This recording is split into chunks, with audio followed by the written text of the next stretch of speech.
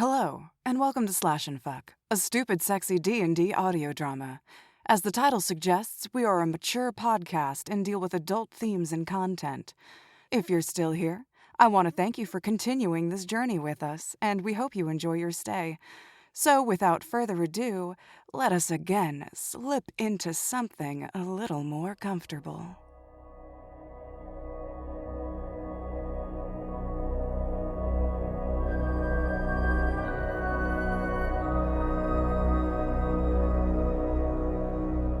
Welcome back, listeners.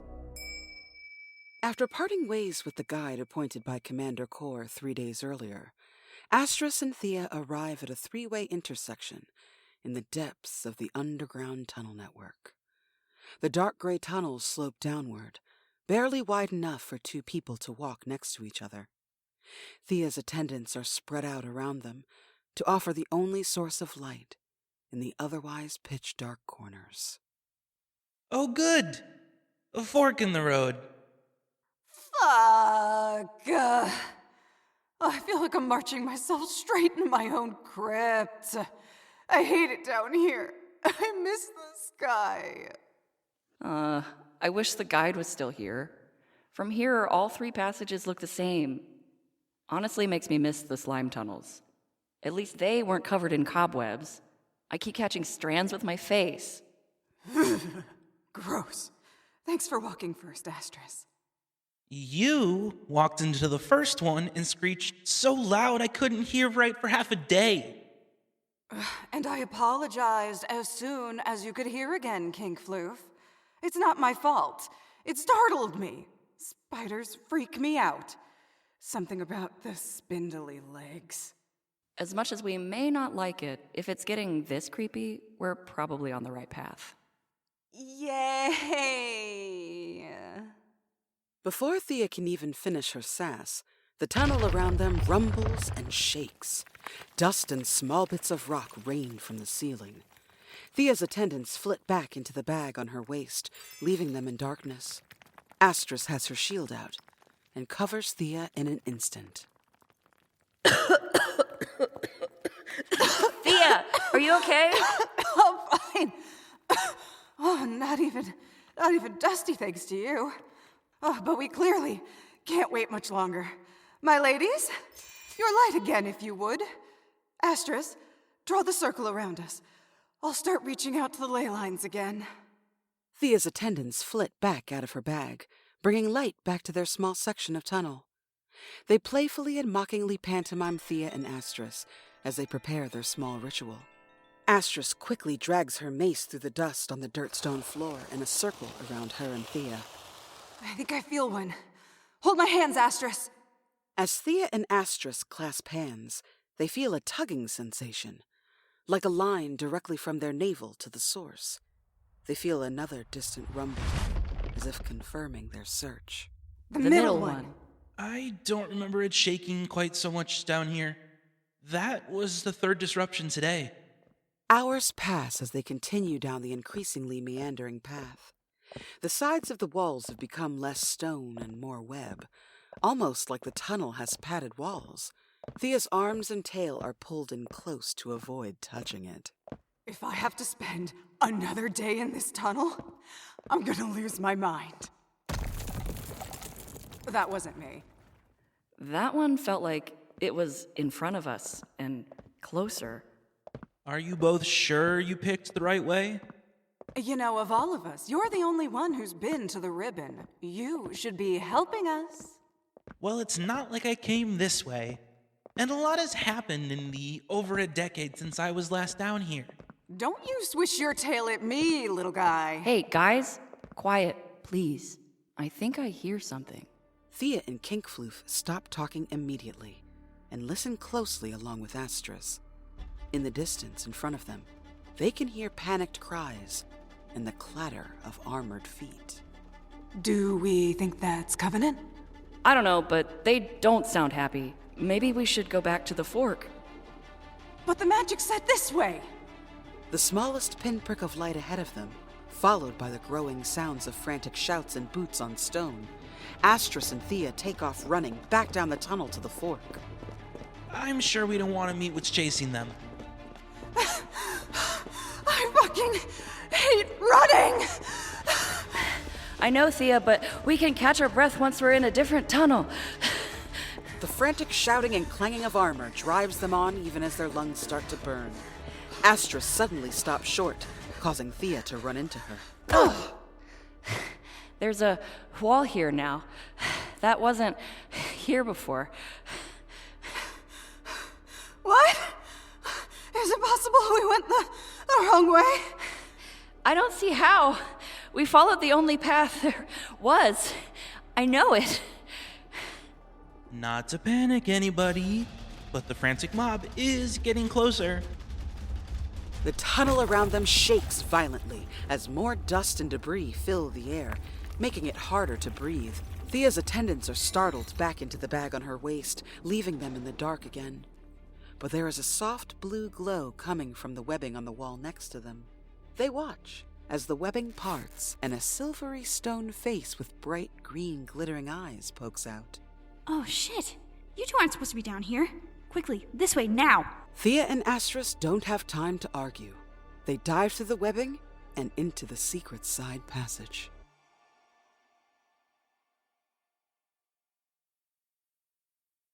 Ouch! Oh, my ass! Oh, Astris, your mace is stabbing me in the butt cheek! Oh, sorry, Thea. Let me help you up. I'm fine. Thanks for asking. Micah, secure the wall. Right. On it, Viv. The figure named Micah shoves a small boulder into place, closing them off from the chaos in the tunnel. As Astris pulls Thea onto her feet, their eyes adjust to the dim blue glow. The side passage is much larger than the tunnel they were just in. Your timing is impeccable. A few more moments and that mob would have been— Oh my fuck! Astris pats Thea's shoulder and stands in front of the terrified tiefling. Their eyes have fully adjusted, and they can see fully the massive figure in front of them. Towering over them at 12 feet tall is one of the spider folk. Her pale features starkly contrast the sleek black of her arachnid body. Her white hair is artfully tied back to allow her many silver eyes to take in the ambient light of the mushrooms, as well as a soft blue glow emanating from her staff. My apologies, Mistress Cacophony and her pale knight. We had a group from Sedimentera ready to greet you first, in the hopes that they would lessen the shock. But regardless, welcome to the Silk Ring. I am Vivian, 12th daughter of the House Aranai. A pleasure, Vivian. Please, call me Thea. And I'm Micah. Mycelia whispered that you would both arrive. Ha! I can't believe I get to meet both of you. But we should save introductions until we're away from here. It's about to get very loud on the other side of this wall. They all hear the muffled sounds of armor against stone as the panicked mob finds the end of the tunnel. The shouts grow louder as hysteria rises. Micah waves Thea and Astris on, away from the carnage taking place on the other side of the wall. Micah looks as if they were cut from solid stone. Along the crest of their head is a tangle of green fungus, held back out of their face with a silken cord. The gentle blue light reflects against the silvery sheen of their skin as they walk alongside Astris. So, Sir Astris, are you really one of Lilith's chosen? What's it like? Is she as beautiful and terrifying as the stories say? Oh, yeah, I guess I am. What's it like? So far I would say moist. And I haven't really met her in person yet, but she's intimidating enough in dreams. Now, Micah, don't bother our guests. My apologies. They are very excited to meet the two of you, especially a paladin of Lilith. Oh, no, it's all right. So many people want to kill us, it's nice when someone doesn't. That's so sad, but so true. If we are allies against the Covenant, then we are friends. I'd like to apologize for my outburst before. I have a slight fear of spiders, and it's causing me to make an ass out of myself. Most surfacers are startled by our appearance. No offense was given. But Your apology is appreciated nonetheless, Thea of the Shifting Skies. Ooh, shifting skies. I like that. I'm gonna have to remember to use that. Astris, it's taking every ounce of control I have not to freak out right now. I feel awful and rude about the whole thing. Fuck, I'm so embarrassed.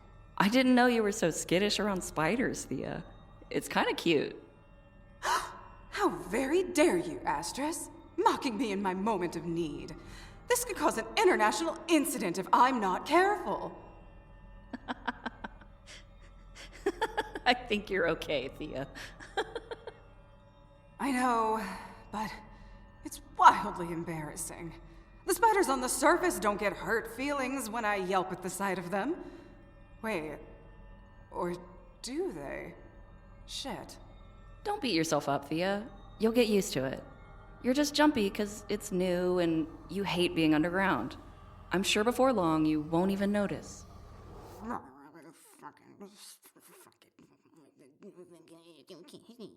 Our group is in a new set of tunnels, wide enough and tall enough for Vivian to easily pass. The walls are dotted with mushrooms that give off a faint blue glow, just bright enough for them to see. So we're looking for someone. Carmilla? She's another servant of Lilith, and she only has one leg. Have you seen her? Anyone like that? Anybody? Nah, the one of which you speak is known to us. We received reports, not even a week ago, of a woman appearing from nowhere in the middle of one of the Covenant blasting zones. We lost track of her once they took her. Took her? Shit! I'm sorry, blasting zones? What's the Covenant doing down here? It was awful, Mistress Thea. Several years ago, the black slime mold came and corrupted my people's connection to the mycelia. It turned them into zombie labor for the Covenant. Some chose to become still rather than be used. They've been digging and mining the remnants of my home, blasting deep into the stone, searching for their prize, the deep heart. Oh, that's horrible. I'm sorry, Micah. I don't know what any of that means, but it sounds really bad. The deep heart? Thea, that sounds like the node. Oh, I think you're right, Astris. I'm willing to bet anything they shoved Carmilla into the deep heart, just like they did with rocks. We've seen the way the Smiler works. Black slime is very on brand. And where there's Covenant, his stink isn't far behind. The infection spread fast. In a matter of weeks, many had already succumbed to the mold before we could even offer aid. Have the spider folk always been allies with Sedimentera, or only since the Covenant arrived? Our people have a long and storied history. The Silk Ring is named so because it surrounds Sedimentera. We've long kept our friends of stone safe from outside forces. Yeah, but mostly because they can't eat us. No blood. Yes, well, that may be true, but it has been an advantageous relationship for both our peoples. The Covenant has killed many of my people in their bid for control of the Deep Heart. We cannot let that stand. That was Rylot's horn. The fight must not be going well. Take us there. Let us fight. Astris is right. We're much tougher than we look. Well, Astris is tougher than she looks. I'm exactly as tough as I look. Our orders are to take you directly to the Hollow. But Come on, Viv. We're the only people close enough to answer in time. All right. Let us go. Rylot's squadron isn't far. With Vivian's approval, the group of them take off running to keep up with Vivian's long stride. King Floof bounces unceremoniously on Thea's shoulder as she jogs to keep up. After several different winding tunnels, our heroes find themselves spit into a vast cavern, lit by a combination of blue and yellow glowing mushrooms on its high gray walls. Veins of ore glitter against the walls as they catch the light of Covenant torches. In the center of the cavern, the clash between the Covenant and the people of the underground rages. Ryloth, who is large even among the spider folk, raises his greatsword and leads his forces against the Covenant onslaught. His body is covered in black armor that matches his thorax, and his dark hair has come loose from its bindings while slashing through the human invaders. Thea gives a small yelp at the sight of so many spider folk. There were not supposed to be this many. Our reports said... It doesn't matter now. Let's go. Hold on. Watch me scare the shit out of them first. With a wry smirk, Thea takes out her harp lute, flips a few switches, and before anyone knows what's going on, Thea's sing-song voice booms through the cavern. Covenant, come out and play. Charge! The cavern stills for just a moment as hundreds of faces turn to look at Thea as she taunts their foes. Astris and Thea take this cue to transform into their battle regalia. A number of Covenant soldiers flee with cries of fear. It's Mr. Cacophony and the Pale Knight! They found us! Run! I heard what they did in Utopia. Retreat! This is our moment! Push these Covenant bastards back! Thea, with me. We'll flank them from the side. I'm right behind you, Astris. Ryloth's forces of both spider and stone folk slash through the front lines, the people of stone acting almost as shields for their chitinous comrades, all while Astris leads her smaller team from the side, shielding her allies and going to town with her Morning Star. Thea is decked out in Oberon's magical armor of green malachite as she slings green blasts of fey magic, picking off Covenant soldiers one by one. She can feel Oberon's warm approval squeezing her bosom through her armor. Vivian conjures deadly ice magics to freeze enemies as Micah fights side by side with Astris. Together, they shatter their enemies into human shards. We've almost got them! Drive them out! Thea, duck! Ah! Shit! Astris deflects a crossbow bolt that's heading straight for Thea. The bolt still manages to chip her horn, but she's otherwise unhurt. A score of spider folk with longbows take aim and completely decimate the dwindling ranged Covenant soldiers. More and more begin to turn and flee as the tide of battle changes. Cheers ring out as the last of the Covenant forces flee or fall. The spider folk wrap up and take some of the injured Covenant soldiers away as Ryloth makes his way to Vivian and her cohorts. Thea, are you okay? I'm fine. It's just a scratch, Astris. Oh, you deflected it before I even knew it was coming. You arrived just in time. We're grateful for your aid. Ryloth, you're wounded. Don't move. I have some bandages. What happened out here? This wasn't the plan. Vivian, I'll be fine. The reports of a small Covenant scouting party were correct. We successfully funneled them into one of the trick tunnels. Our stone companions gave chase and dispatched them. Oh, so that's what that was. Oh, well, you scared the shit out of us, too, but clearly something went wrong. Ah, I see you found the mistress in the Pale Knight, Lady Vivian. The Queen will be pleased. But you are correct, mistress. Something did go wrong. The Covenant outflanked us, blasting through the cavern walls. It was a trap. A failed trap. And their commander, Eckhart, is growing more bold. As Ryloth explains how the fight turned against them, Vivian fusses over him, applying silk bandages to wounds on his upper humanoid arms, as well as one of his arachnid legs. Thea glances between the two spider folk and suppresses a knowing smirk, her interest in romantic drama momentarily overpowering her fear. Thea also notices how many eyes are on them as they're being filled in. She feels self-conscious about so many people seeing her with an unsightly chip in her horn. She quickly fusses with her hair to hide the chip. This is the farthest the Covenant has pushed yet. They're getting more and more brazen. I don't like this one bit. And the Covenant certainly won't get less brazen now that they know of our esteemed guests. Yeah, we seem to have that effect on them. Well, with any luck, we'll be the ones on the attack next. That much will be up to our queen. Lady Vivian, the way is clear for you to continue escorting our guests to the Hollow. I must remain here and see to my warriors and post lookouts. Of course. Thank you, General Ryloth. We will look forward to your safe return to the Hollow.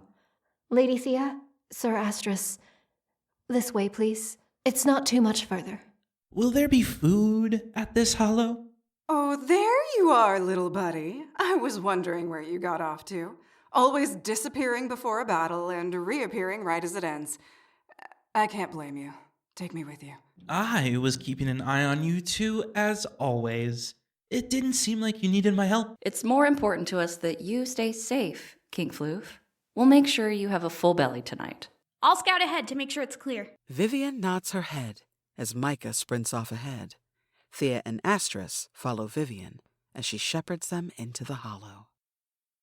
The entrance to the hollow is blocked by two massive, stories-high obsidian doors. The surface shines in the glow of the mushrooms. Thea's mouth hangs open a little, in awe of the sheer scale. Fuck me, that's a big door. The obsidian gate has stood as sentry to the hollow for generations. One of the first gifts from our friends of stone long ago. Sedimentera is home to the best stone, metal, and glassmiths in all of Lilith's domain. Some of our ancient artisans helped build our keep in the ribbon. Or at least we were the best. The Covenant has destroyed so much. We won't let them keep destroying your home, Micah. Thea and I will run the Covenant of Purity out of here. We just drove them from their own capital city. Yeah, don't worry. We'll fuck them up. Their own capital? Ha ha! The bastards down here won't know what hit them. Vivian smiles appreciatively as she stands to the side of the gate. Set into the wall before her is a set of 4 tightly strung silk threads. She plucks several silk strands in a specific order. The sound catches Thea's ear, and she has to fight the urge to pluck out the tune on her harp lute. The soft, pleasant thrum of the door strings is cut off by the grinding of glass on stone as the obsidian gate begins to open. Behind is a grand cavern of dark, polished stone. Beautifully intricate lace-web tapestries decorate the many walls and doorways. Various tunnels shoot off from the main cavern. Vivian leads them into one of the leftmost tunnels, which leads them past the half-shuttered spinning district. Vivian, why are all of these shops closed? This is the spinning district. Or at least what's left of it. Before the Covenant all but destroyed our trade routes, we were the main supplier of silk to the ribbon and beyond. You've probably even seen our work topside.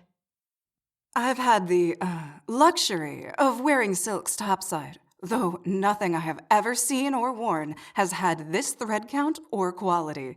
I was out in the sticks, you see. This silk feels exquisite. If stopping the Covenant is what gets fabric like this topside again, that alone is enough of a reason to fuck their shit. I'm sure our queen would gift you as much silk as you can carry once the Covenant is dealt with. Thea's eyes sparkle as her mind begins designing new performance outfits. Astris leads Thea by the arm as Vivian leads them deeper into the hollow. They are stopped by the sudden appearance of a smaller spiderfolk in their path, holding a wax-sealed note.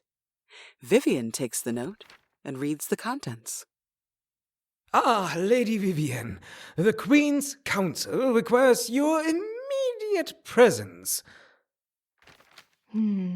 Yes, I see. Yes, I'll be there right away. Micah, will you finish showing our guests around? I was going to take them to the smithing quarter before showing them their rooms. Sure thing, Viv. Everything okay? Is it ever? Lady Thea, Sir Astris, I apologize that I must leave you now. The council will be eager to meet and plan with you once I tell them of your arrival. Bye, Lady Vivian. With that, Vivian bows her head and departs. And in the blink of an eye, the messenger scout is gone too, leaving Micah, Thea, Astris, and Kinkfloof alone in the hall. I'm excited to show you the smithing quarter. It's a small fraction of home. Those of us that didn't contract the black slime mold and were able to escape Sedimentera settled here. I'd love for you to meet our head smith, Feldspar. Come on, this way! Micah leads Astris, Thea, and Kinkfloof to the noisier smithing quarter. the structures built by the stone people look unique, juxtaposed against that of their spider allies. Where the spider folk seem to prefer austere elegance, clean lines, and a limited color palette, the buildings made by the stone people are more playful, colorful, and made up of impressive lines and curves. All around them, the buildings and forges are alight with warm orange flame. The clanging of metal and the hissing of bellows can be heard throughout the cavern. Kinkfloof buries his face in Thea's hair to try and muffle the sound. Thea, it's too loud in here. Aw, come here, little buddy. Let's see what we can do for those sensitive ears. Thea cradles Kinkfloof to her chest, his head above her heart. She closes her hand over his open ear, petting him soothingly. She hums softly to give him something else to focus on. She feels his fluffy little body relax against hers as he starts to purr very quietly. As you can see, Sedimentara's remaining smiths are helping repair and outfit our forces. This area was initially thrown together quickly to house refugees, but we've been fighting the Covenant for years, and it slowly became our home away from home. If this is even a fraction of what your people can do, I can't wait to see the new Sedimentara once you rebuild it. Our smiths are already drawing up plans for the rebuilding of Sedimentara, though this is the first time in a while we've had this much hope. As they make their way back to the smithing quarter, Astris and Thea notice the curious way some of the stone folk wear their mushrooms. Micah, forgive my crassness, but were they just wearing a pair of mushrooms like boobs? There's nothing crass about it, my lady. We encourage curiosity. The head smith, Feldspar, steps out from their forge, hammer in hand. They stand a head taller than Thea. Their mycelium is rust orange, almost like coral sprouting like a strip down their head. The stone of their body is a pale orange, with beautiful deep red striations running through them. Their amber eyes twinkle with an air of mischief. Oh, well, if it's encouraged, I have a few more questions. Feldspar! I was wondering where you got off to. And it's okay, Thea. I forgot that it's weird to topsiders. Honestly, not as weird as you might think. We choose how and where we adorn ourselves with our particular mycelium. Not unlike how you choose clothes or how to style your hair. Okay, so this has come up a few times. What exactly is mycelium? Is it just for show, or can you feel sensations with it? Micah, you mentioned it was connected somehow. It's hard to explain exactly. It can be rather intimate. But remember how I told you my people came to harbor a symbiotic relationship with the mycelia? Yeah, you said a black slime mold corrupted your people's connection to it. Exactly. We don't remember a time where we existed without the connection to the mycelia. We've always lived and thrived together. We wear portions of the mycelia on our bodies constantly. Our own mycelium. Micah gestures to the mass of mycelium they wear as hair. Feldspar offers their hand to Thea. She takes it, curiously, a small glint in her eye. She's soothed by the warmth of their hand.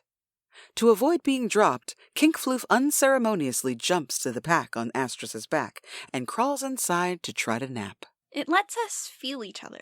Not mind read or anything, but it's our emotional connection to ourselves and each other. Lady Thea, you may touch my mycelium if it pleases you.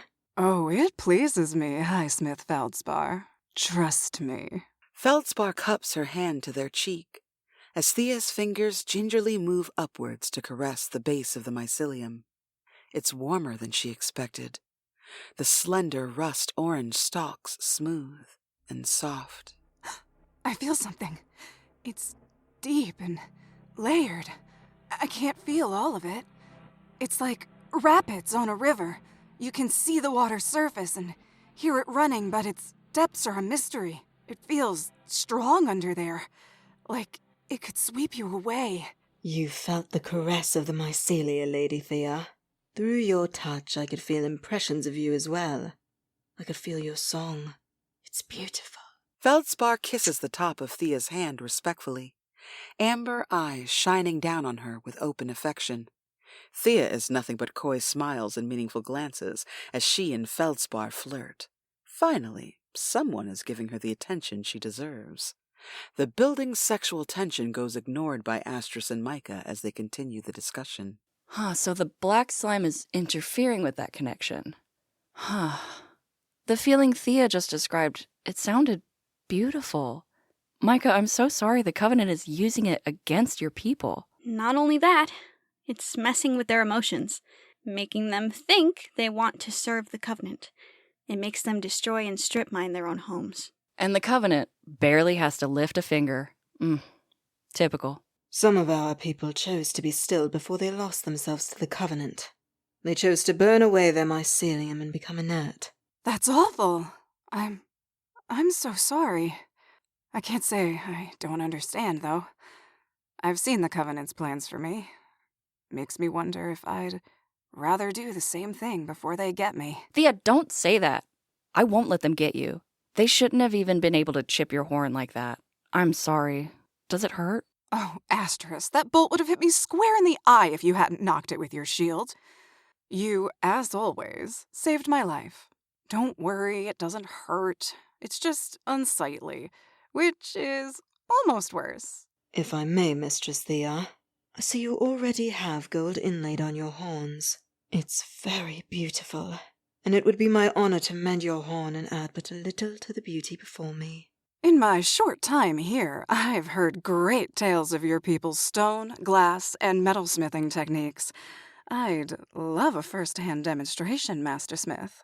After you've spoken with the council, come back to my forge and I'll have you whole and glittering again. Feldspar runs their thumb over the chip in her horn. The vibration of their touch sends shivers through her body. Thea looks up at them with a playful smirk. Micah looks to Astris to see if this is normal. Should we, leave then? Huh? Oh, no. This is normal for Thea. It's been days since she's had someone fawning over her. Her mood will be so much better after this. Before a confused Micah has time to respond, a messenger from the Spiderfolk arrives and bows to everyone. The Queen and her council request the presence of the Mistress Cacophony and the Pale Knight.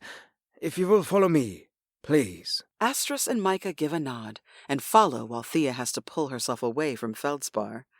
She runs her fingers along their mycelium, letting them feel just a taste of her eagerness. She gives them a wink before turning and following after Astris. Later. The Queen's council chamber is as large and impressive as the rest of the hollow. The walls are high and made of the same chiseled obsidian. Massive web-laced tapestries hang from the walls, depicting various rulers and important historical moments. Queen Ostrava stands at the head of the table, inconveniently high for anyone who isn't 12 feet tall. The Queen is draped in a beautiful combination of intricately woven silks and leather. Her long silver hair is done up and out of her face, showing her many eyes. She is the picture of a wartime queen. Thea and Astris enter the chamber and climb up their respective stepladders so they are at the table's height. This step stool makes me feel like a child. And see, here I was, wishing I always had one of these things. I could reach so much stuff. Esteemed council members, please welcome our honored guests, the chosen of the gods, Lady Thea, the Mistress Cacophony, and Sir Astris, the Pale Knight. Long may the Green God and the Lady of Blood reign. My queen, we thank you for welcoming us into your home. It has been an honor to learn more about both the spider and stone folk today. We have been filled in on the difficulties with the Covenant and the black slime mold. We came looking for a friend of ours, a concubine of Lilith, Carmilla. And after learning about what the Covenant's doing down here, it seems our missions are the same. So, like I told Micah earlier, we're gonna kick their asses. My apologies for having to leave you so abruptly earlier. One of our scouts returned with unprecedented and dire news. The slime mold is adapting, or has been purposely adapted to infect us. General Ryloth, if you would. The general bows his head respectfully and rolls out a large scroll sheet. Rushed charcoal lines depict a truly gruesome scene. One of the spiderfolk dead, but with tall, sprouting black growths protruding from their eyes and mouth. Their body is husk-like and withered as they stand vigil even in death. Thank you, Lady Vivian. Our scouts came across this one in one of the caverns closer to Sedimentera. That is the body of Corporal Calamaris. He has been missing in action for weeks. We now have clear evidence that the Covenant means to enslave our minds as well. We need to strike now, and we need to strike hard. We have the gods favored with us. It's a sign. The General is right. Astris and I are the sign that the time is now. For this to work, Astris and I must get to the deep heart and cleanse it. We believe that, like the node we cleansed in Utopia, the deep heart is one of the elemental ley lines. We also believe that, like the previous node, the deep heart contains a living sacrifice to their god. We think it's our friend Carmilla who's being sacrificed. Her pain is being used to strengthen the Covenant's hold over the magics here. The Covenant's god, the Smiler, wants to control the magical ley lines that run through our world. If he's successful, he'll control when it rains and when the ground shakes, and he'll crush us. Lilith gave me magic blood in a dream one time that can undo the Smiling Man's corruption. The black slime mold sounds like his doing. He really enjoys spewing black ooze everywhere. The council turns and looks at each other, their faces equal parts hopeful and more concerned than before. The Queen's brow is furrowed as she takes in this new information. Blood magic is not unknown to us. It is considered a taboo practice, but times are clearly more dire than we imagined. Fetch our maps of Sedimentera. As one of the spider attendants scurries off to retrieve the maps, one of the stone folk focuses on Astris. They are a deep, rich blue, smooth and polished to a shine, making the cuts and chips from previous battles stand out all the more. Their mycelium is flat and leafy, growing off their head almost like mint scales. They wear a sword at their side. Sir Astris, I am Captain Azurite. I lead the forces of Sedimentera. Do you really believe your blood can free my people? That it can undo the mind control without stilling them? This power helped us cleanse the wind node of corruption. I really don't think she would have sent me here unless this gift would help you all as well. I have faith it will cleanse the black slime mold and free the node crystal from corruption. Okay, but the real question is, how do we do this and not utterly incapacitate Astris? How is she supposed to smear hundreds of people with her blood, not pass out, and have enough juice to cleanse the node? The node must take top priority. It's the root of all of this. The Queen's attendant returns with a case of scrolls and begins rolling them out on the table. Spanning the table are maps of caverns and tunnels leading up to and surrounding Sedimentera, including a map of the layout of the chamber housing the deep heart. The map details the points of egress and rough measurements for the size of the sinkhole that spans most of the floor. Why am I willing to bet that sketch of the super disgusting room with all the dripping black veins is where we have to go? That is the chamber of the deep heart, Lady Thea. It is not easily gotten to, especially with the corrupted stoneworkers present. The Covenant uses them as a shield to keep us from invading. General Ryloth is correct. They know we won't attack our own people. Not while we still might save them. Captain Azurite? I think I have an idea in regards to Sir Astris's blood. Is there a way we could infuse the water supply with some of her blood? The mycelia use the aquifers deep below as their water source. Maybe being drenched in the purifying blood will purge the ambient slime mold? I mean, I don't see why that wouldn't work. I've done stranger things with my blood. It could theoretically work, my queen. We could possibly create water weapons to incapacitate or cleanse the sedimentarians bearing us from the chamber. This is the breakthrough we've been waiting for! We can finally crush Eckhart! I trust in the will of the gods. Lady Lilith has never abandoned us. General, send the scouts to assess and choose routes. Have your troops start preparing for our final push, and summon the mystics to create as much of this blood water as you deem necessary. Vivienne, see to it that our guests are well fed and rested this evening. Tell the cooks to prepare iron-rich foods for our paladin. Micah, since it was your idea to use the aquifers, I will leave it to you and Sir Astris to make that work. Vivienne and one of the mystics will accompany you. Captain Azurite, gather your people and make ready to take back your city. We march on the Covenant tomorrow. With her declaration, the Queen stands, followed by the rest of the counselors. Everyone has their orders and wastes no time in actuating them. The room is a flurry of movement and voices. Sir Astris, Lady Thea.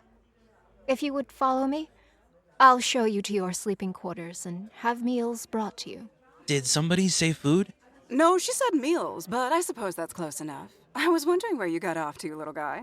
I was in the backpack after you almost dropped me canoodling with the stonesmith. Please, that was nothing. I plan on doing much more than that later. Thanks for the warning. I'll be sure to shadow Astris tonight. Thea laughs as she and Kinkfloof tease each other. Vivian leads them out of the council chamber and down more obsidian hallways. Micah jogs up to Astris so they can walk alongside her. When you're done eating, Astris, we can go to the aquifers with the mystics and see about purifying the water supply. Sure thing, Micah. I'm just glad you thought of a way to use it on such a large scale. You know, I know this will work. I feel strangely sure. There hasn't been a paladin of Lilith in hundreds of years, Astris. I truly believe you can do anything. Thank you, Micah. After an iron-rich dinner provided by the royal cooks, Thea leaves Astris and Micah to go see Feldspar. The smithing quarter is quiet, now that it's evening deep below the surface. Outside the master smith's forge, Thea knocks on the stone doorway. Mistress Thea, I've just finished gathering the gold for your horn. Please, come inside. Well, thank you for offering to, how did you put it? Make me whole and glittering again? I fully intend to. Please head to the back and get comfortable. I'll be there shortly. Thea grins and heads to the back room. Pulling the silk curtain that acts as a door between this room and the greater forge, Thea sees the space Feldspar prepared for her. The room is entirely lit by candles. A waist-high stone table against the back wall is laid out with soft bedding and pillows, and a silken forest green robe lays folded on the bed. Thea's mouth falls open slightly, utterly wooed by the sweetness in Feldspar's efforts. She approaches the table and picks up the silk robe, letting the exquisite fabric run through her fingers. She undresses and slips the robe on with a sigh as the smooth fabric caresses her skin. May I enter, Mistress Thea? Please. Oh, that color is beautiful on you. Like a rare gem. Is this space comfortable for you? It's perfect, Feldspar. I'm glad. The gold is heating. May I examine your horn? I will need to prep the surface before pouring the gold. Please, you're the professional. With Thea's permission, Feldspar touches her horn. Their fingers trace the notch as their amber eyes keenly assess damage. Thea watches them from the side of her eye, both curious and self-conscious at having someone so close to an imperfection. I need to clear it out. Tell me if there's any discomfort. Thea smiles and nods her approval. Feldspar returns her smile and reaches into their tool belt for a rasp to quickly even out the horn's surface. Thea's eyes go wide at the sight of the rasp, and her body tenses. It only lasts for a moment before she pushes the feeling down. Feldspar freezes. Thea? Are you all right? Yeah, it's nothing. The look in your eyes wasn't nothing. I, don't like rasps or vials. They were used on me when I was a kid. Thea, I'm sorry. It's okay. It's a weird thing, and it was a long time ago. You couldn't have known. It's actually why I have the gold in my horns to begin with. Where did you grow up that such things are done to children? Sit up on the table for me, facing the wall. I can still mend your horn without the rasp. Don't worry. Thea smiles up at Feldspar appreciatively and stands on tiptoe to kiss their cheek. Feldspar helps Thea up onto the table, squeezing her shoulders affectionately once she's in position. I grew up in a place called Dawn's Light, way up north. Didn't know my parents. I was raised in a Covenant-run orphanage. So was Astris. The Covenant doesn't look kindly on non-humans. I can't imagine it was an easy upbringing. Fuck, you can say that again. The revered mother hated me. At some point, my horns were deemed unsafe. So, they took a saw to the tips of my horns. Left them ragged and uneven. They made my horns ugly. Feldspar runs their fingers through Thea's hair, sectioning it for braiding. Their dexterous fingers quickly weave a simple braid, securing it with a bit of silk cord. They run their hands along her neck and shoulders in a soothing motion. The revered mother started carrying a rasp around on her ring of keys. It didn't technically hurt physically, but it left deep marks. So it became common practice for me and a few of the other Tiefs. She would drag that rasp across my horns whenever I was being out of line. And I was a very obstinate child. To feel adult hatred levied on you as a child, I can't imagine. Though I'm glad you stayed obstinate. Now, Mistress Thea, I'm going to clean out this chip very carefully, and without the tool used to shame you. If you say stop, I'll stop. You have been very gentle with me, Feldspar. I trust you. Feldspar begins carefully cutting away the loose horn with a small, flexible knife. They take away thin layers, making sure to disturb as little of the horn as possible. The horn surface is ready for the gold to be poured. To your left is a small wooden box. If it pleases you, it would be my honor to set what's inside in your horn. Oh my gods! Feldspar! Is that a diamond? A chromatic diamond. They are said to be a reflection of the colors in the shifting skies of the north made physical. It seems only fitting for a bride of the Green Guard. It's beautiful, Feldspar. I'm truly honored. I'll wear it proudly. It really does remind me of the northern sky. It is the closest I've come to seeing the sky. But I am glad to know the legend holds true. Please lay on your side and get comfortable. You'll have to be very still for a time. Feldspar fetches the now liquid gold as Thea makes herself comfortable. Her tail hangs off the side of the table, absently swaying to some silent beat. Mistress Thea, I'm going to pour the gold now. It is imperative that you don't move. Excellent. Hold just like that for me. Perfect. The gold and diamond are in place. Now it must set and cool. Continue to stay still. Thea is not good at sitting still, so she hums a song for them as they wait. As the newly poured gold sets and cools, Feldspar stays by Thea's side, stroking her arm as she hums. Hey, is it cooled yet? I feel like I've hummed like 5 songs already. It has acceptably cooled. It's safe for you to move again. Oh, thank fuck. My hip was starting to fall asleep. Though I must say, you make a much better view than the wall, Feldspar. Come here. May I touch your mycelium? I want to try to show you the sky. Please.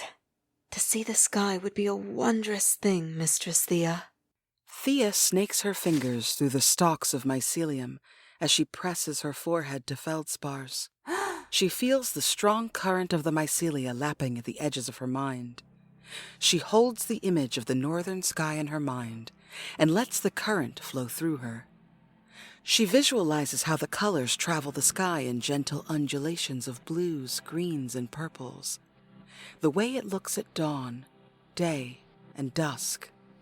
When the current is so strong she's afraid of getting sucked under, she breaks the bond and pulls away.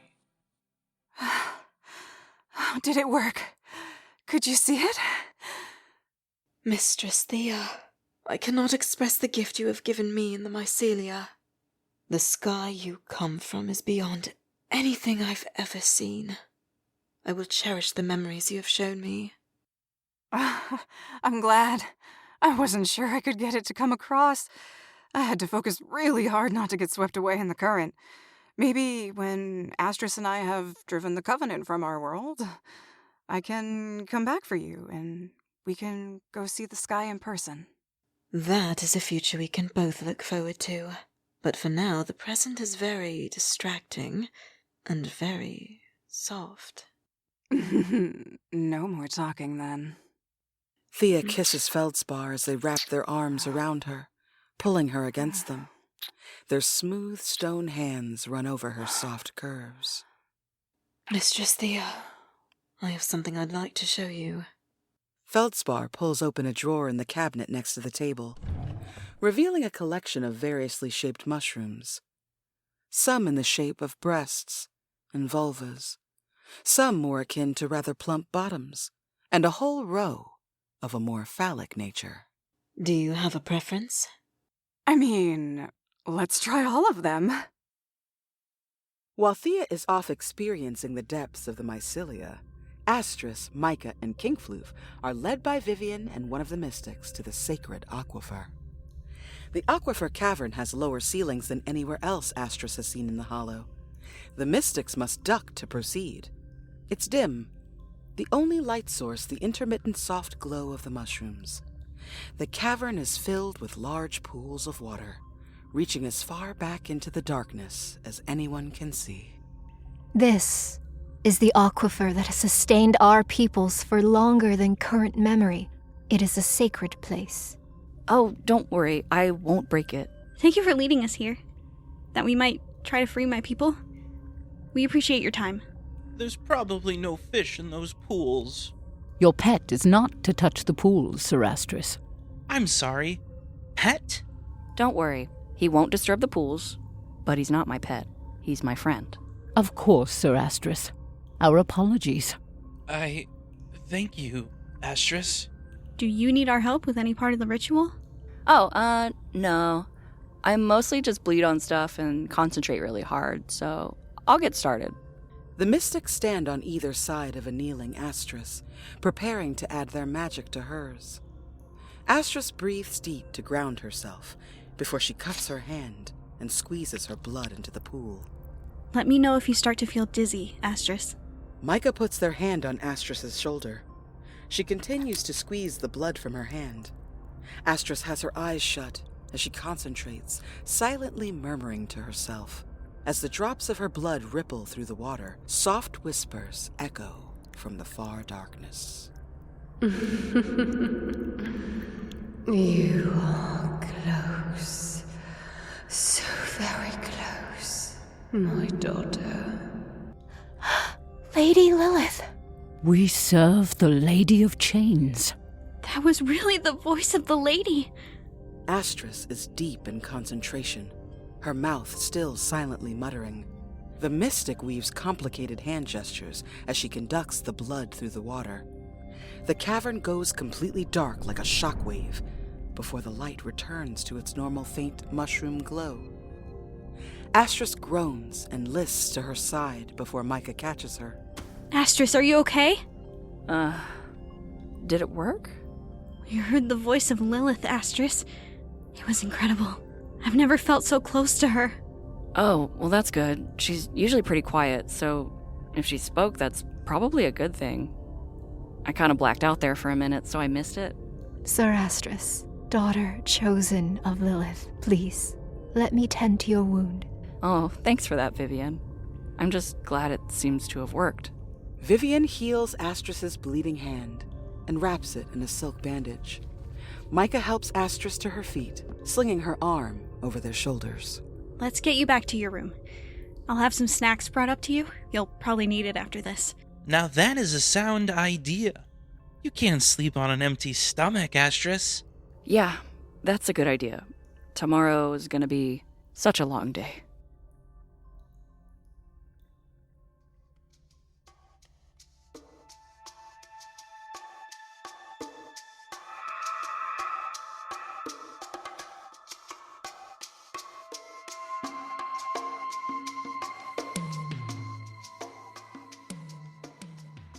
Hello, beautiful people. I hope y'all enjoyed episode 2 of our audio drama. I know we had a great time making it. As of right now, we've cast the next 2 episodes and are recording lines for episode 3. Very exciting stuff, people. If you want to stay up to date with our progress and see our amazing character art of the cast, please consider following us on Instagram at StupidSexyD&D Podcast and Blue Sky at StupidSexyD&D.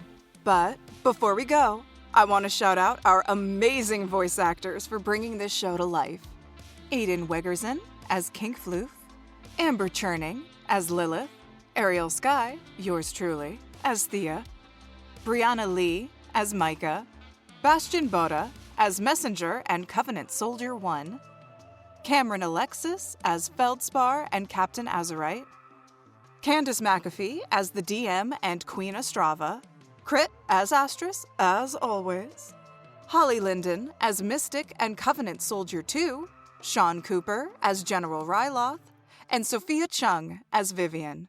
So as always, stay safe out there and stay sexy, people.